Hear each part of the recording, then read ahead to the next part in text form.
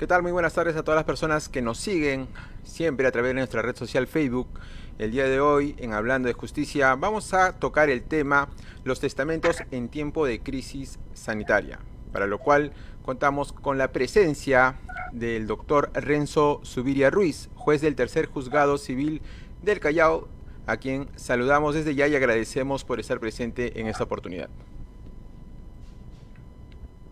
¿Cómo estás, Oscar? Buenas tardes y también un saludo a toda tu audiencia que nos siguen por los diferentes canales virtuales. Agradezco también, en primer término, también la invitación que nos ha hecho la Oficina de Imagen a través también de la Presidencia y también agradeciendo esta forma también que nos permiten a los magistrados de transparentar la labor de los jueces y también de acercarnos a la población. Así que estamos también listos y preparados para las consultas que nos puedas hacer y también satisfacer a tu respetable audiencia. Gracias, doctor. Este tema es muy interesante y aparte también ha tenido mucha atención. Tenemos muchas preguntas para usted en esta oportunidad. Bien, como se sabe, la pandemia nos ha dejado quizás ciertos problemas en este tema de los testamentos, pues muchas personas han perdido la vida. Y no queda solamente en la pérdida, ¿no?, humana, sino también a veces se traslada a problemas familiares a consecuencia de esto. Entonces, doctor, yo quisiera empezar esta entrevista preguntándole directamente sobre el testamento. ¿Qué es el testamento? Y en este tiempo, ¿qué tan importante es tener o hacer un testamento? Bien, como tú bien lo has mencionado, en esta coyuntura pues nos obliga a tomar ciertas decisiones que no habíamos pensado respecto sobre todo al patrimonio, ¿no? La pérdida de un familiar es una situación irreparable, pero debemos seguir adelante y también seguramente es la voluntad de la persona que nos ha dejado que el patrimonio pues pueda ordenarse, ¿no?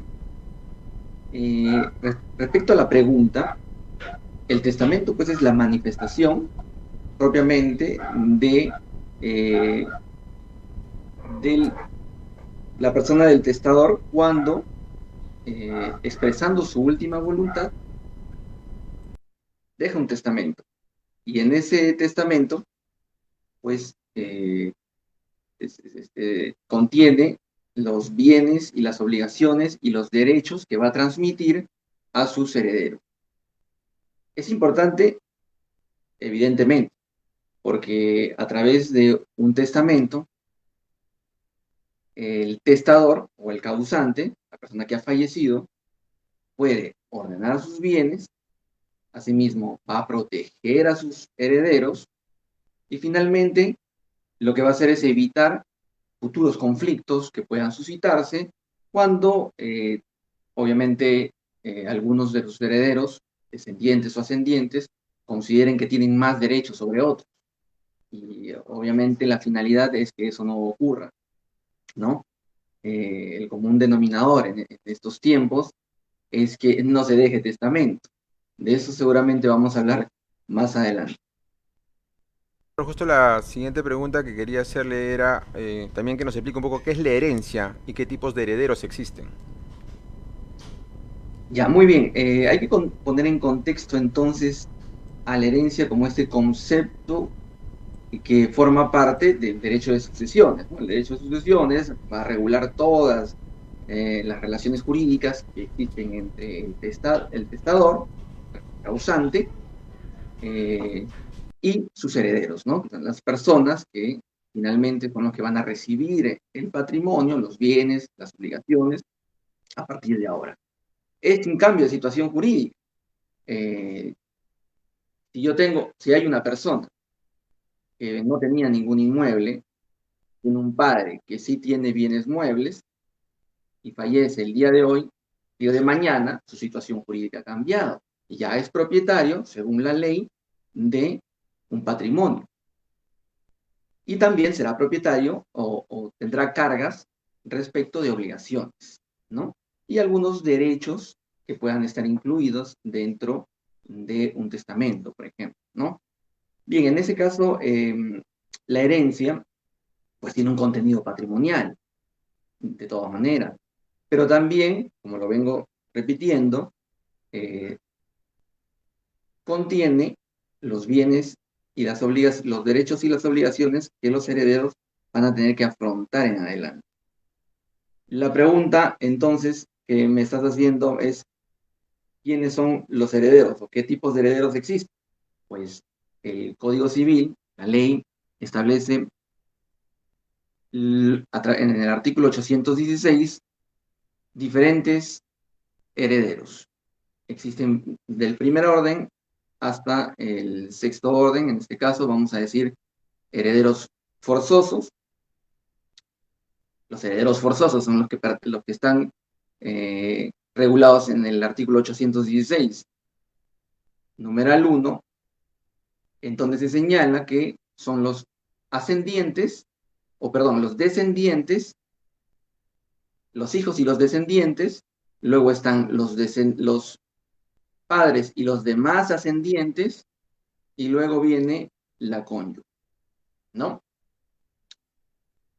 ¿Por qué entra la cónyuge a heredar con los ascendientes y los descendientes? Esto no fue un capricho del legislador a la hora de regular la norma, sino que la cónyuge entra porque se supone o se presume que en un patrimonio quienes aportan los bienes dentro del patrimonio, dentro de una sociedad conyugal, son tanto el esposo como la esposa o el cónyuge, ¿no? Y su esposa. En ese sentido, tenemos a los herederos forzosos. Los herederos voluntarios. Los herederos voluntarios son también los llamados los herederos testamentarios, ¿no? Son los que el testador, al momento de efectuar o de realizar su testamento, los incluye, ¿no? Y les otorga ciertos derechos patrimoniales. Los herederos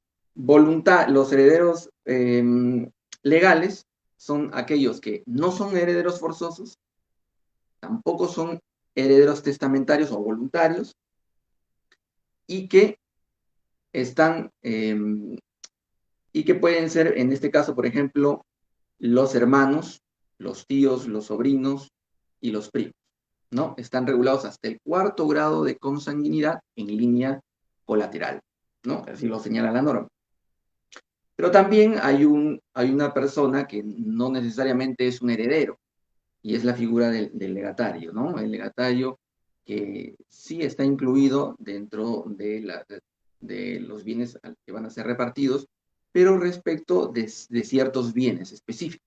Por ejemplo, yo soy una persona que tengo un grado de amistad muy estrecho con un gran amigo, y al momento de hacer mi testamento, pues obviamente en primer orden estarán mis hijos, ¿no?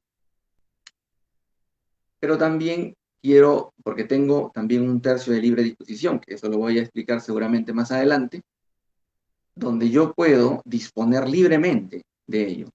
Y entonces puedo dejar como legado uno de esos bienes que estén dentro de mi libre disposición. Como por ejemplo puede ser un inmueble, puede ser también un bien mueble, o puede ser algo que considere yo que es de valor, ¿no? Por ejemplo, alguna joya, ¿no? Algún recuerdo que para mí tenga un valor, ¿no? No sea, no dinerario, pero lo puedo consignar como legado, y siempre dentro de mi tercio de libre disposición, ¿no? Bien, doctor. Antes de continuar también con el tema, hay un término, una palabra que está dentro de estos procesos de testamento. El término albacea. Quisiera, por favor, que nos pueda explicar la función que cumple el albacea dentro de estos casos, ¿no? Bien, el albacea es para que me lo entiendan, es el ejecutor del testamento, el ejecutor testamentario. Esta persona está nombrada por testamento por el testador, y lo que va a hacer el albacea es cumplir las últimas voluntades del testador. En este caso, por ejemplo, una de sus funciones es, por ejemplo, pagar las deudas, ¿no? Porque recuerda que hablé que la herencia está contenida de patrimonio, pero también de obligaciones. Y una de esas obligaciones pueden ser las deudas que haya adquirido el testador en vida. Entonces, el albacea, como una de las funciones que debe de cumplir por voluntad del testador, es pagar esas deudas. También, por ejemplo, puede ser encargado de vender los bienes, cuando el testador considere que lo que debe de hacerse no es otorgar un bien inmueble, sino que éste se venda para que el dinero sea repartido, con el fin de evitar, pues, futuras desavenencias que hay entre los familiares. También, en el caso que, por ejemplo, una persona que no esté de acuerdo con los términos del testamento, uno de los herederos, que puede ser un heredero legal, que considere que debió, pues, o debió haberle tocado un mayor patrimonio en el testamento, y lo impugne ante el Poder Judicial, solicitando la nulidad del testamento, por ejemplo, el albacea pues está también obligado a representar, a defender la validez de ese testamento, ¿no? Bueno, sin perjuicio de que los herederos también puedan apersonarse al proceso y defender también la validez de ese testamento, ¿no? Pero esas son sobre todo las funciones que cumple el albacea, ¿no? Administra también los bienes, ¿no? Que han sido frutos y que corresponden al corpus de la herencia, ¿no? Bien, doctor. Ahora, para continuar con este tema, y yo creo que es también del interés de la mayoría de personas que nos ven, la comunidad chalaca, ¿podría decirnos qué es lo que hace válido un testamento? Bien, eso es una pregunta muy importante, es técnica, y en este caso el Código Civil regula las formalidades de albacea. Perdón, las formalidades, en este caso, de un testamento, ¿no? El Código Civil regula hasta 5 tipos de testamento. Los 3 primeros son los testamentos ordinarios, que son los que más conocemos, y son el testamento por escritura pública, el testamento cerrado y el testamento lora. También existe el testamento marítimo, pero esos testamentos no los vamos a tocar, habida cuenta de que son los más recurrentes, son los testamento por escritura pública y los otros que te nombré, que es el testamento cerrado y el testamento olora. Y voy a tocar el tema del testamento por escritura pública, porque quizás es el que contiene las mayores formalidades. Y el testamento por escritura pública, en efecto, como su nombre lo dice, debe ser otorgado con esta formalidad ante el notario por escritura pública, y además debe darse en un solo acto. Es decir, cuando yo quiero expresar mi voluntad y dejar un testamento donde mis bienes estén repartidos a mis herederos, pueden ser forzosos, pueden ser herederos legales, me constituyo al notario con 2 testigos, y el Código Civil regula también quiénes pueden ser testigos y quiénes no. En este caso, pues pueden ser amigos míos, pero no pueden ser herederos. Tampoco pueden ser acreedores.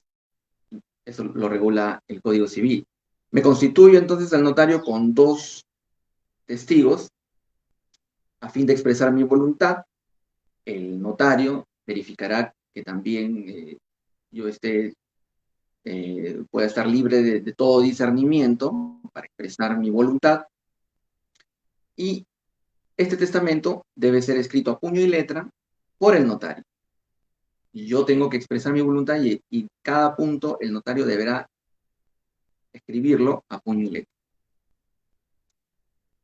Y eso me lleva a, antes de proseguir, no quisiera pasar este punto, que todo testamento tiene requisitos esenciales y que son generales para todos los testamentos, y que son por escritura, que tiene que estar la firma y el nombre del testador, y además que éste exprese válidamente su voluntad, que su voluntad no esté perjudicada por ninguna circunstancia.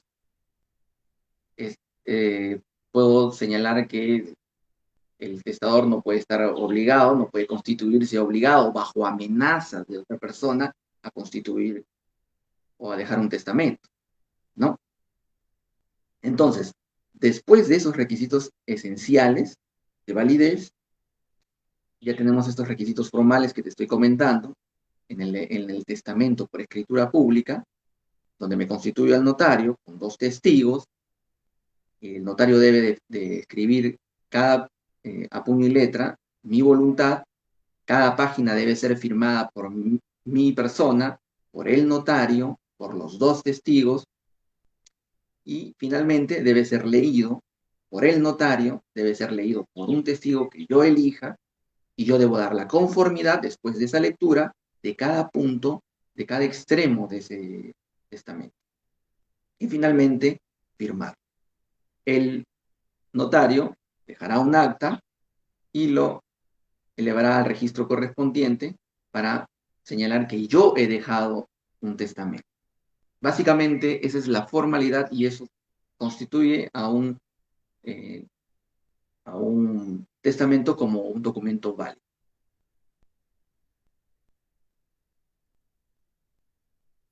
Son datos muy importantes a considerarse. Gracias por la información que acaba de compartirnos. Sin embargo, quisiera yo también saber, y sé que muchos de nuestros usuarios también, es la validez de un testamento a mano y si se puede hacer un testamento por video. Ya, bien, justamente cuando te hablaba de los testamentos más recurrentes, existe el testamento hológrafo, ¿no? Este testamento que es a mano, y yo puedo escribirlo, puedo expresar mi voluntad en este testamento. Tiene ciertas formalidades también. ¿Cuál es la diferencia con los demás testamentos, el de escritura pública y el cerrado? El testamento hológrafo, que se escribe a mano, donde yo expreso mi voluntad, tiene que seguir un paso posterior para poder ejecutarse o tener validez, que es la comprobación judicial. Es decir, que posteriormente voy a tener que ir donde un juez para que el juez haga el cotejo correspondiente y verifique si en efecto la persona que redactó ese testamento corresponde a la persona que expresó su voluntad, y no que es un documento elaborado por terceras personas, ¿no? El testamento hológrafo, como te dije, cumple ciertas formalidades. Quien tiene el testamento, porque tiene también un plazo para hacerlo válido, es hasta un año de la persona quien lo tiene, un año de que ha fallecido el testador, tiene que ir al juez y el juez tiene que comprobar la veracidad del testamento. Bien, ahora, respecto a la existencia de testamentos por video. Y sí, seguramente Es muy usual ahora. hemos visto en la televisión, en alguna película, donde las personas expresan su voluntad a través de estos medios tecnológicos, pueden ser video, ¿no? Y en efecto, la persona está expresando la voluntad de dejar la herencia a sus diferentes herederos. Pero en nuestra legislación no ha regulado el testamento por video. Y justamente por lo que te expliqué hace un momento, que como requisito esencial es la forma escriturada del testamento. Entonces no puede ser por video, no puede aceptarse un testamento, no está regulado en nuestra ley. Gracias, doctor. La siguiente pregunta es, de no existir un testamento, ¿cuánto y qué porcentaje correspondería a los hijos y a la cónyuge dentro del marco legal, ¿no? ¿Cómo se hace ese tipo de repartición? Ya, cuando señalé los grados de los herederos, en este caso, señalé también que son excluyentes, ¿no? En el caso de que haya una persona fallezca, vamos a decir que Juan fallece el día de hoy y él tiene hijos y tiene padres. No está casado. Quienes heredan, evidentemente, son los hijos, porque excluyen, al estar en primer orden, a los que correspondían a los de segundo orden, que son los padres, ¿no? Si Juan fallece y no tuviera hijos, pues la herencia es ahora de los padres, porque están en el segundo orden y no están los hijos que pertenecen al primer orden. Pero el caso es distinto cuando existe un cónyuge. Y me remito también a lo que te señalé. El cónyuge es una especie de excepción, ¿no? Porque el cónyuge concurre tanto con los hijos y concurre tanto con los padres. En el caso de Juan haya fallecido y deje una cónyuge sobreviviente o supérstite, como se conoce, ella debe concurrir a la herencia con los hijos en partes iguales. Y acá quiero puntualizar un tema. Siempre se ha dicho que pues, la cónyuge tiene que concurrir a la herencia en partes iguales, además de lo que recibe. Esto, además de lo que recibe como cónyuge de su causante, ¿no? ¿Y esto por qué razón? Porque cuando las personas generalmente se casan, generalmente constituyen una sociedad de bienes gananciales. Es el común denominador cuando las personas se casan. Pocas son las que se casan con separación de patrimonio.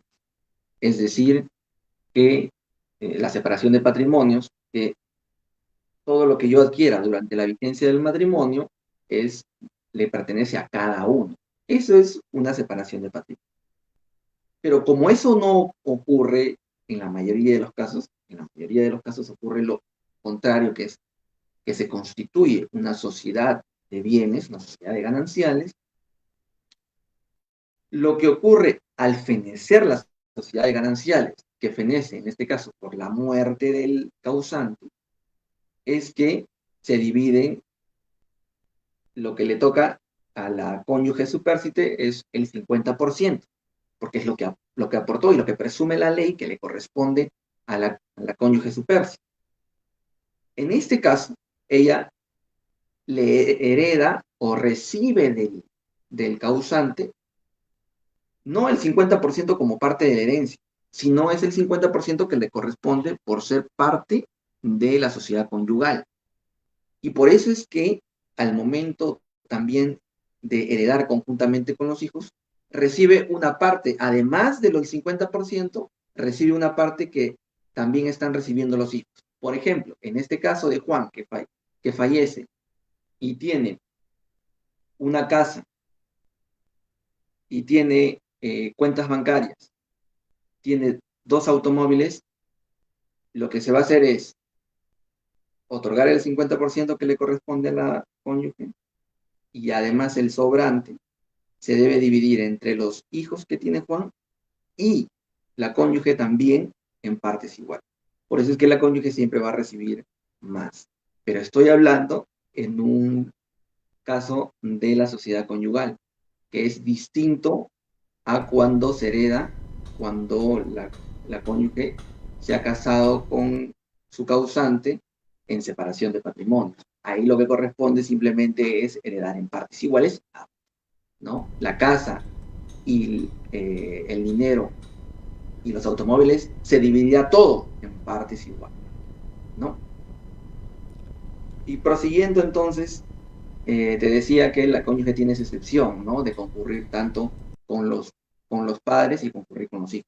Y en el caso que no haya ninguno de ellos, pues concurrirán los del siguiente orden.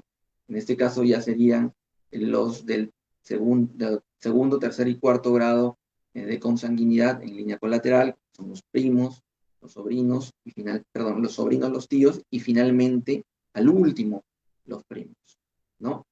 Son excluyentes, como te dije, y si existe uno, excluye al siguiente, ¿no?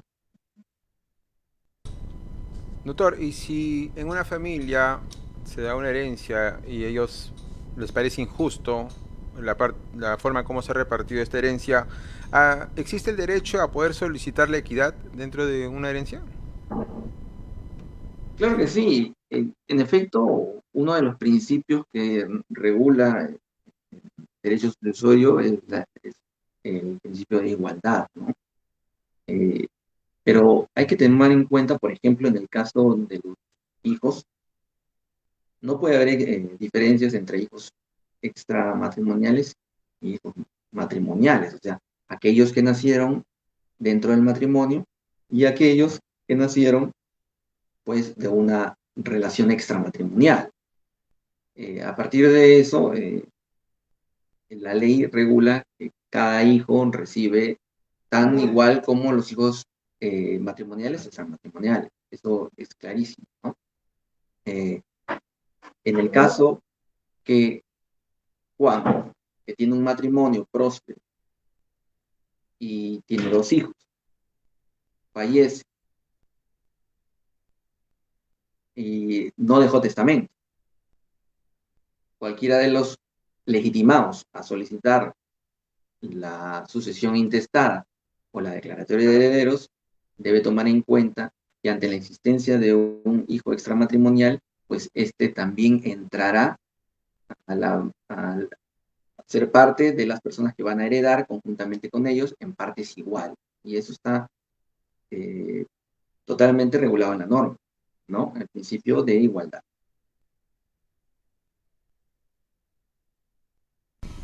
Bien, doctor, aquí vamos a hacer un alto, una pausa, porque ya están ingresando algunas preguntas de nuestros usuarios. A ver si las podemos ir respondiendo. Farid Alarcón pregunta, ¿cuál es el porcentaje de concurrencia en el caso de un causante que deja a una cónyuge superstite con la que no tuvieron hijos, pero si sus padres del causante, me imagino que es. Ya. Bien, entonces, como lo señalé previamente, la cónyuge percibe igual que los padres, pero si vamos a decirlo en porcentaje, ella va a recibir los padres, perdón, el testador. En el caso que no haya dejado testamento, esto es siempre en el caso que no haya testamento. No existen hijos, en el caso que señala, pero existen padres, van a heredar los padres la totalidad de los bienes. Si existe una cónyuge, ella va a heredar el mismo porcentaje que los padres. Es decir, ellos heredan el 50% y la cónyuge el otro 50% del total del patrimonio. Bien. Génesis Luján nos pregunta, doctor, buenas tardes, si los padres fallecen sin dejar testamento y los 8 hijos de padre y madre pueden vender o ceder su parte. A ver, para entender, no hay testamento del causante. En efecto, si lo primero que tiene que hacer, ¿no? Y seguramente lo vamos a tocar el tema, es la sucesión intestada.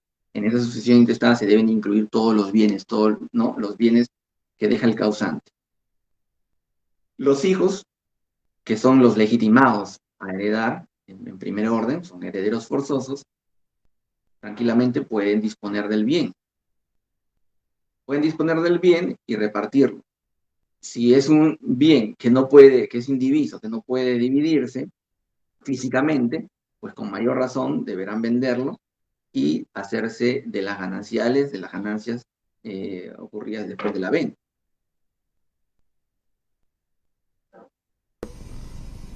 Bien, doctor. Entonces vamos a continuar mientras van ingresando algunas preguntas más. Les invitamos a nuestros usuarios que puedan realizar sus preguntas porque este es el momento en que tienen que hacerlo. Bien, continuando con las preguntas, justo lo que usted mencionaba, ¿no? Queríamos que nos explique un poco la diferencia que hay entre sucesión legítima y sucesión intestada, que es un término que se conoce mucho dentro de este tema de herencias y testamentos. Bien, la sucesión legítima es la que hemos estado hablando hasta el momento, que es la sucesión testamentaria, la que el testador plasma su voluntad en un documento con las formalidades que señala la ley.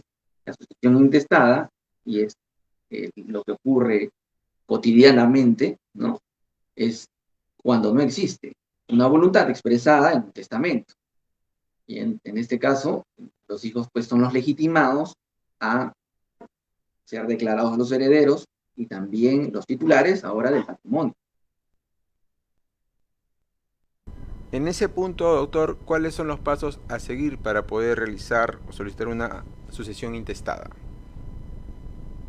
Bien, esa es una pregunta también muy recurrente. Mira, y obviamente es muy coyuntural con lo que está pasando ahora. Y yo justamente hace poco tuve conocimiento de un caso de una persona que me señaló que su padre había fallecido en provincia y que no tuvo la oportunidad de tramitar nada.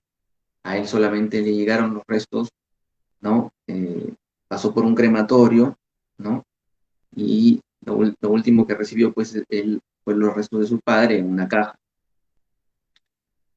Así de frío, pero lo que se recomendó es que igual se hagan los procedimientos para que se pueda heredar, ¿no? En este caso, él comentó que tenía su padre muchos bienes. ¿Y por qué lo digo? Porque la sucesión intestada es el reflejo, pues, de estas situaciones que están ocurriendo ahora en estos tiempos, ¿no? Eh, eh, los trámites que uno debe hacer, una sucesión intestada, lo puede hacer en la vía notarial y en la vía judicial. En la vía notarial, la ley 2662, que obviamente otorga la potestad al notario para tramitar la sucesión intestada, y en este caso hay ciertos requisitos que hay que cumplir. Los requisitos que las partes, que los solicitantes deben de traer, evidentemente, son aquellos que comprueben la realización del acto, el acto del fallecimiento, ¿no? Acá tenemos el acta de defunción, que no es lo mismo que el certificado de defunción. Ojo, el certificado de defunción es el que lo emite el personal médico, ¿no? Que certifica la muerte.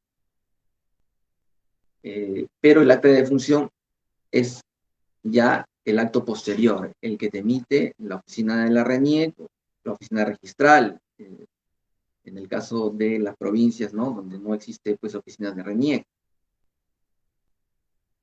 como requisito esencial. Después, las partidas de nacimiento de los herederos. Y en este caso, cuando hablo de los herederos, pues me refiero a los hijos, ¿no? Quienes van a solicitar la sucesión. Y estoy hablando de hijos por filiación o hijos por adopción. Y cuando hablo de hijos por filiación, puede ser filiación matrimonial como filiación extramatrimonial.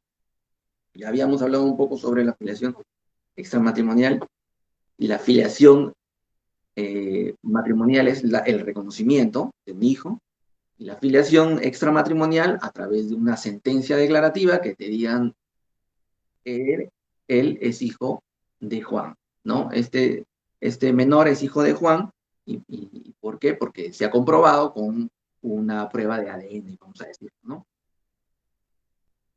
La partida de nacimiento que corrobora el entroncamiento, ¿no? La relación paterno-filial o materno-filial del causante en su caso. Asimismo,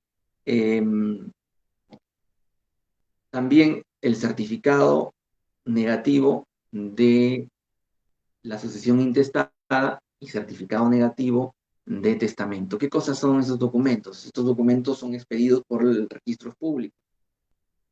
Lo que se quiere corroborar, lo que quiere corroborar el notario, es que no haya en otra provincia, no se esté tramitando una sucesión intestada, ¿no?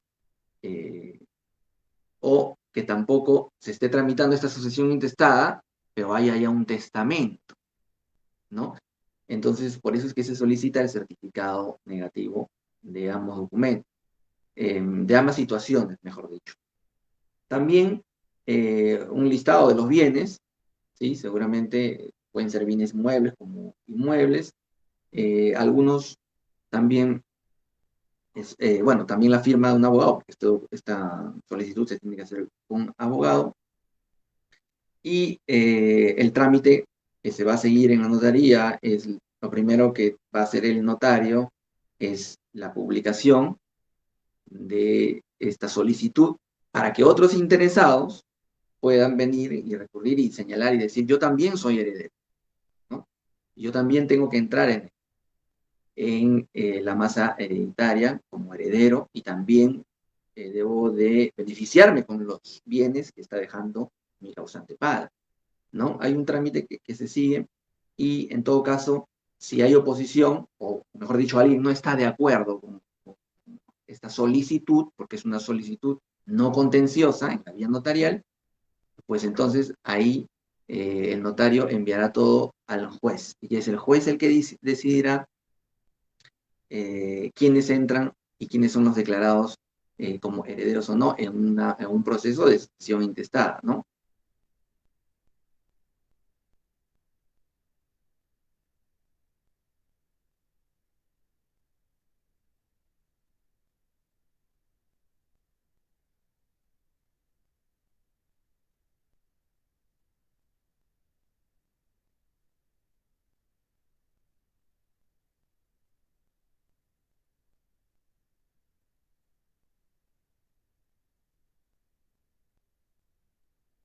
Sí, los derechos hereditarios son imprescriptibles, eso lo tenemos que tener en cuenta, ¿no? No puede reclamar un derecho si considera que se ha preterido o no se ha reconocido un derecho hereditario. Evidentemente, cuando uno hace un testamento, debe estar arreglado a ley, ¿no? Volviendo al tema de los testamentos hológrafos, o los que estés en vida al momento de redactar un documento, es que si bien es cierto, responden a la voluntad, esta voluntad tiene que estar de acuerdo a ley. En el caso que me señalas, obviamente los hijos que son herederos forzosos deben heredar en partes exactamente igual, ¿sí? Es cierto, no podemos negar que existen familias en donde hay hijos a los que los padres de repente los prefieren. eh, eso es normal, ¿no? Donde tal vez el padre considera que este hijo va a hacer mejor uso de la herencia que los otros hermanos. Entonces, es verdad que también les otorgan más bienes que respecto de los demás, o hay otros a quienes no se les entrega nada, pero todas esas decisiones tienen que estar arregladas a ley. Y como yo te he comentado que los hijos reciben en partes iguales, pues los legitimados a reclamar eso deben ser los otros que no recibieron nada. Evidentemente, ahí se han preterido algunos derechos de los otros hermanos que no han recibido ninguna herencia. Entonces están obligados, tienen la obligación en el deber de ir y también pedir esa herencia que consideren ellos que no se han reconocido. Estoy hablando desde el ámbito patrimonial, ¿no? Porque seguramente todos los hijos sí fueron reconocidos, pero en el caso del patrimonio, de los bienes inmuebles, por ejemplo, los hijos tienen que ir y ante un juez, en todo caso, y reclamar que también ellos tienen tanto derecho como aquel que recibió, ¿no?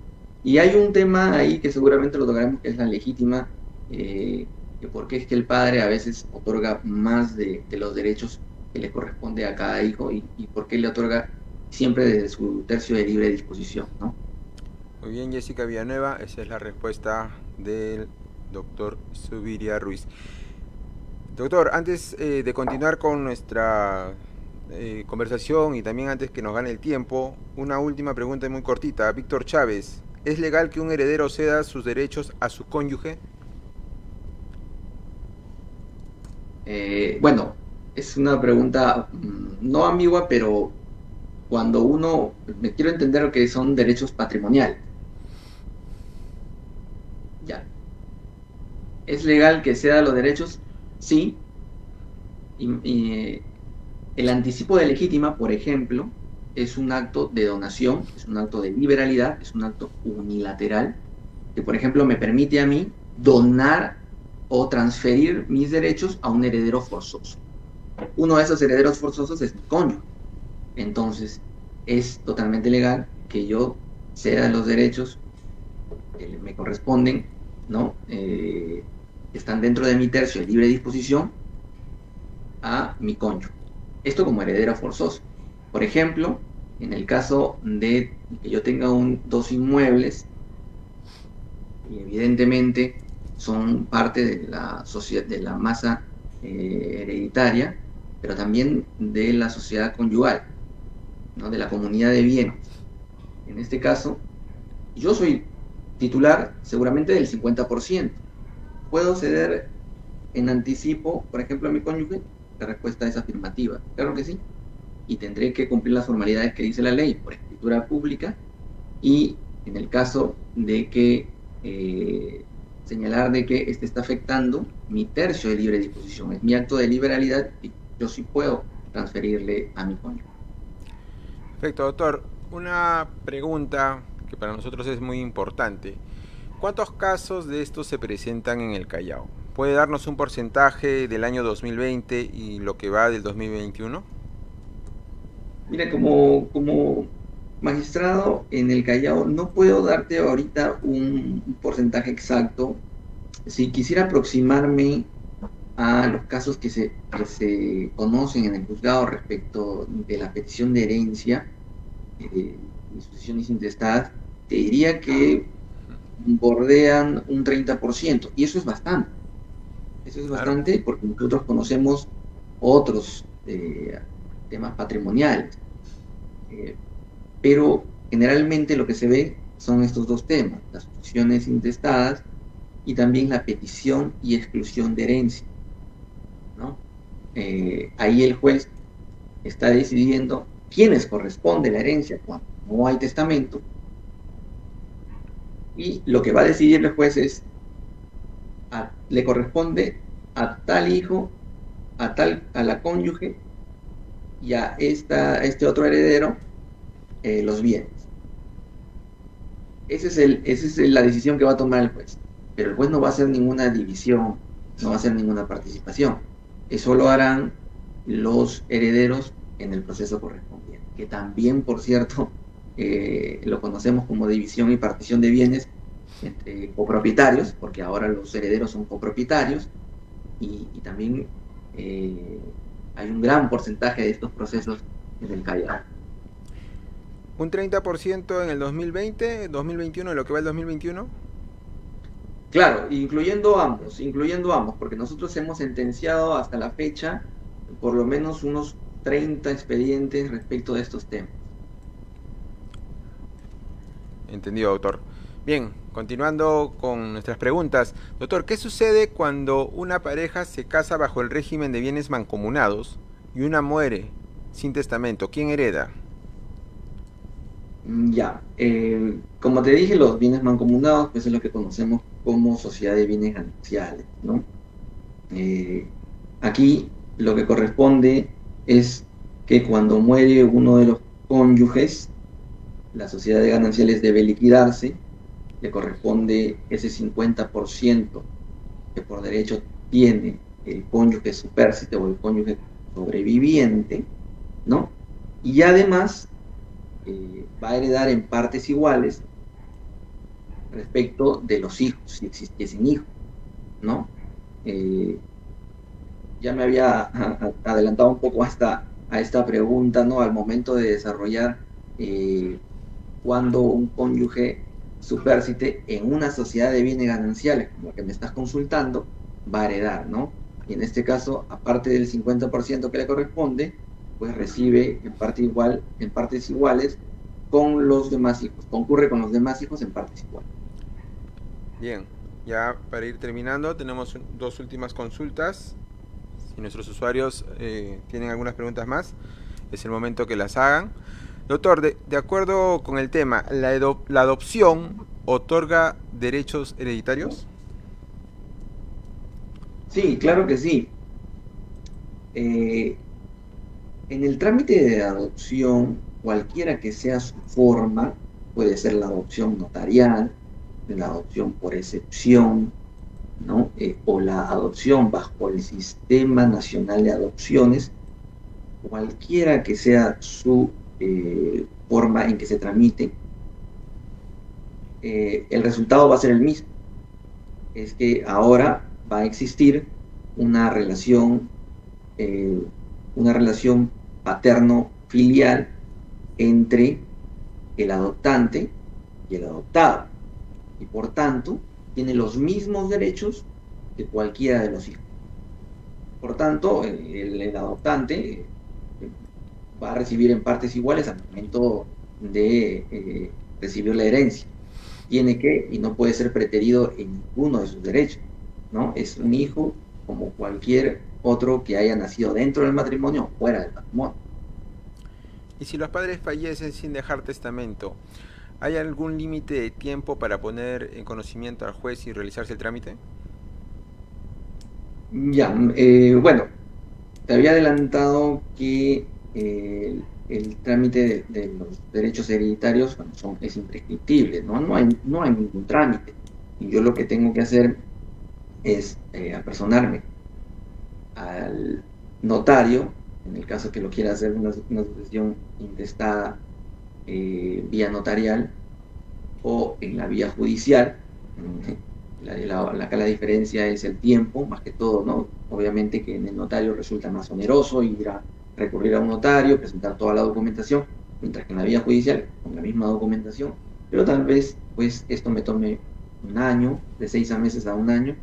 Eh, Sin embargo, puedo recurrir a cualquiera de esas dos formas. No hay un plazo, es la pregunta si algún derecho se puede ver perjudicado. No, pero te pongo un caso. Eh, unos hermanos, obviamente al momento de que falleció su padre, falleció en provincia y dejó unos terrenos. Ellos han dejado pasar mucho tiempo, eh, no han reclamado ni siquiera la declaratoria de herederos, no hay sucesión intestada y por tanto no han peticionado la herencia que le corresponde. Pero se han enterado después de tiempo que COFOPRI, que es el órgano regulador de los terrenos que no están saneados, está formalizando a favor de posesionarios en el terreno. Y la pregunta que nos hizo llegar es, ¿qué puedo hacer? Evidentemente, lo que tienes que hacer es, en el acto, tramitar la sucesión intestada para tú ser declarado ahora heredero y propietario del mismo. Y a partir de esto, poder ir y reivindicar la posesión, ¿no? El primero de los derechos que tienes que reclamar es la titularidad del bien a través de la declaratoria de herederos, ¿no? Y posteriormente solicitar, pues, ante la autoridad competente que tú eres el nuevo titular y que no corresponde, pues, que se emita titulación alguna a otros poseedores que no son propietarios.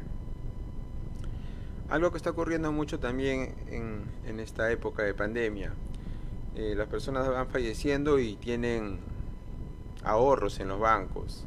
Sin embargo, las personas se ven impedidas, o los familiares se ven impedidos en poder sacarlo porque hay que hacer muchos trámites, ¿cómo puede la cónyuge o los hijos solicitar el retiro del monto que tiene, ¿no?, la persona que ha fallecido?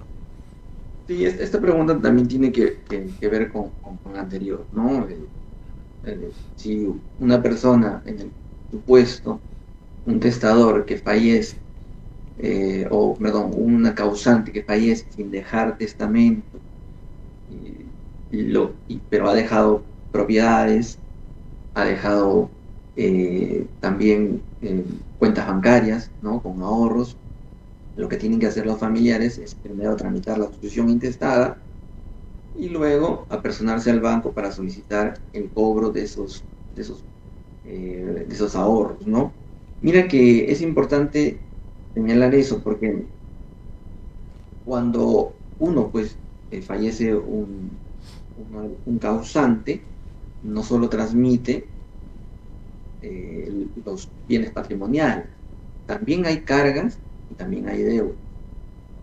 Y definitivamente, así como se cobran los ahorros que hubiera podido tener el causante, también se deben de cumplir con pagar las deudas.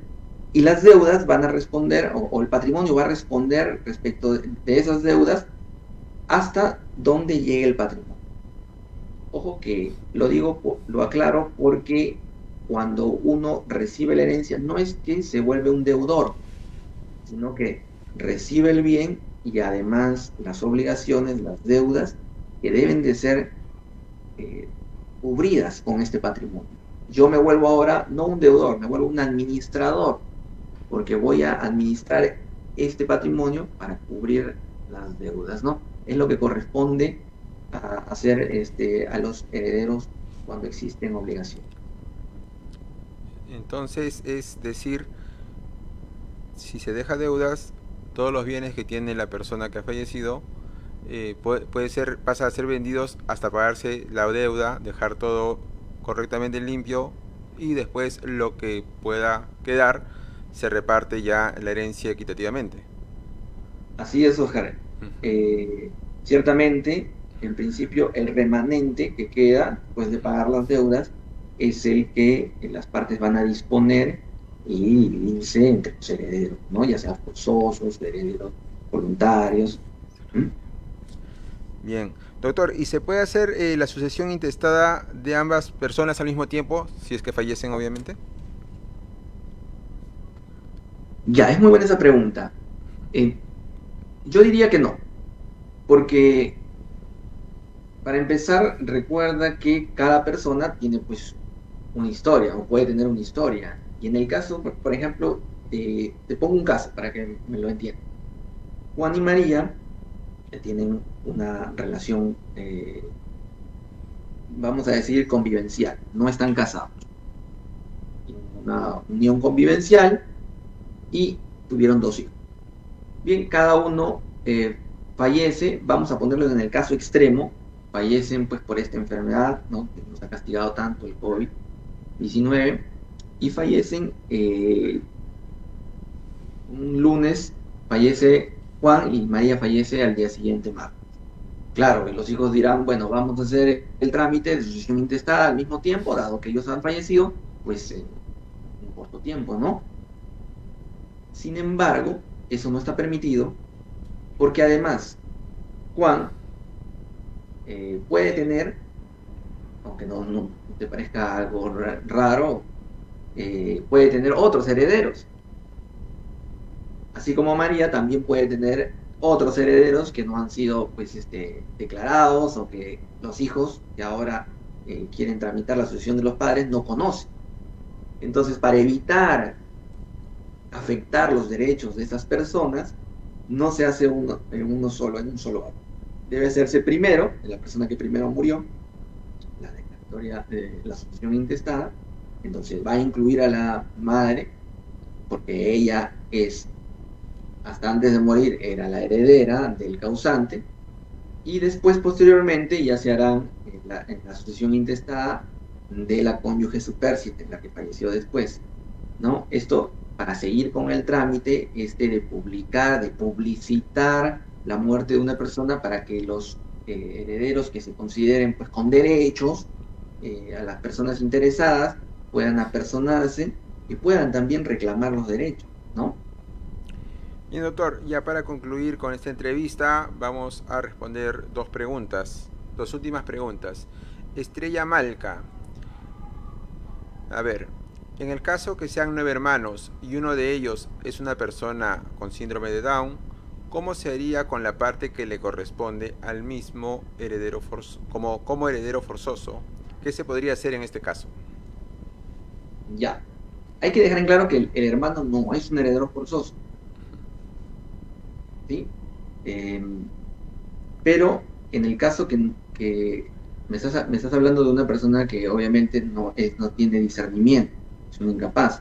En este caso, debe de estar representado por una persona que en este caso pueda pues asumir los derechos que le corresponde a este hermano que tiene síndrome de Down, ¿no? Vamos a ponernos en el caso de, obviamente, no hay padres, no hay esposa, no hay hijos, entonces vienen los hermanos, ¿no?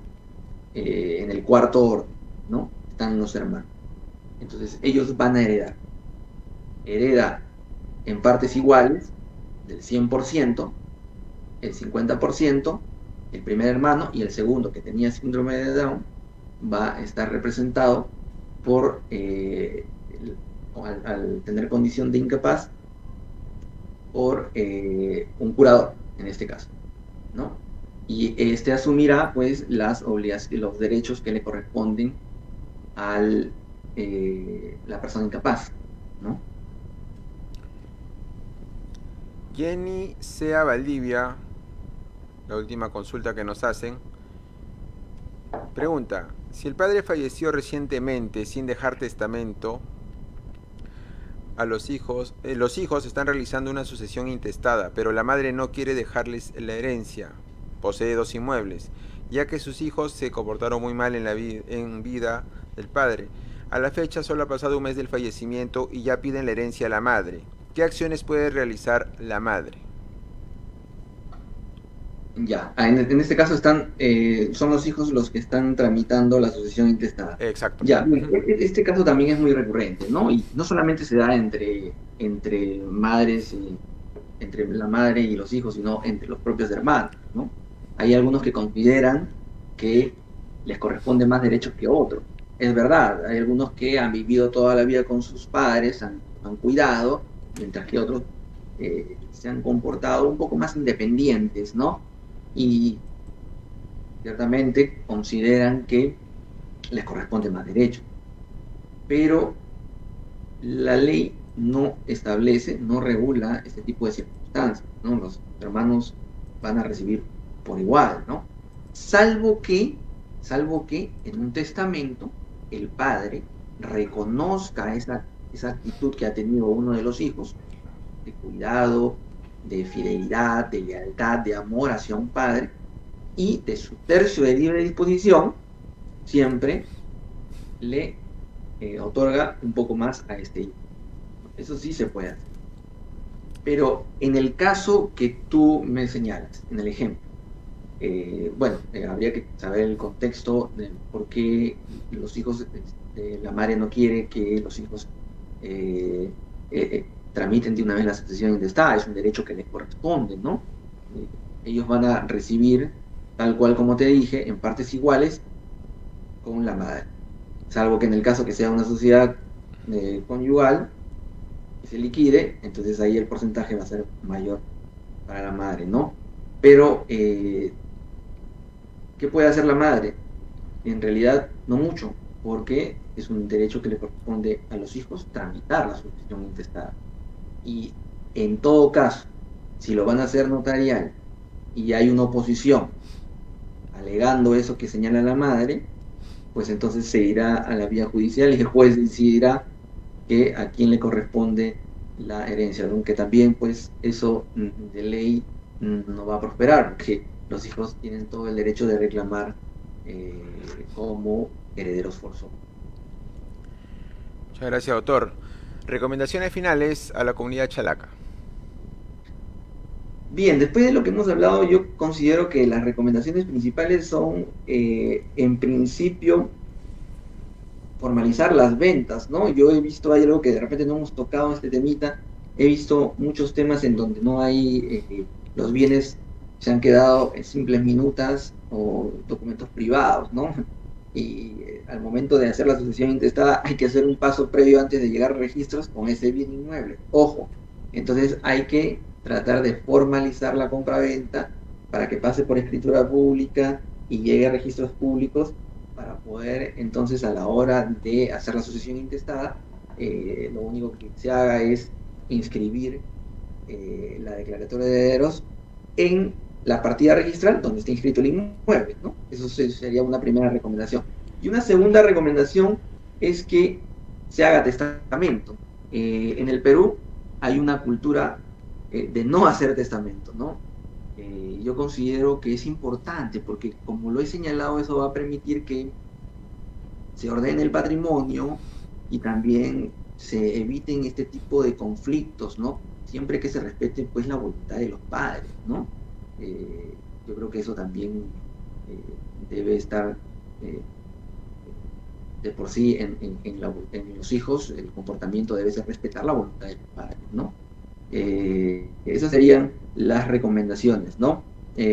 Porque al momento de no existir testamento, pues tramitar una sucesión intestada puede resultar un poco engorroso, ¿no? Y también pueden traernos sorpresas, ¿no? Como la existencia de nuevos hermanos, ¿no? Que ni siquiera conocíamos, ¿no? Pero esa sería la recomendación. Así es, doctor. Muchas gracias por la información que nos ha compartido. En realidad este es un tema muy amplio. Me imagino que quizás pueda haber una segunda parte. Sin embargo, desde la Oficina de Imagen, desde la Presidencia de la Corte del Callao, le agradecemos por su participación el día de hoy. Muchas gracias. Gracias a ti, Oscar, y nuevamente reitero el agradecimiento, pues, a las personas que han permitido esta reunión con tu respetable, bueno, los que nos acompañan, ¿no? Y agradecer que se puedan tocar estos temas, ¿no? Para acercarnos a la población chalaca y a la población en general, ¿no? Y estoy aquí para cualquier convocatoria futura. No duden en hacerlo, yo podré estar acompañando. Gracias. Bien, estuvo con nosotros el doctor Renzo Arturo Zuviria Ruiz, él es juez del tercer juzgado civil de la Corte del Callao, y hemos tocado el tema de los testamentos en tiempo de crisis sanitaria. Por nuestra parte, nos reencontramos en una próxima oportunidad con nuevos temas, así que no dejen de estar conectados a nuestro Facebook, que por ahí haremos la promoción de los próximos programas de Hablando de Justicia. Muy buenas tardes o muy buenas noches ya con todos. Hasta luego.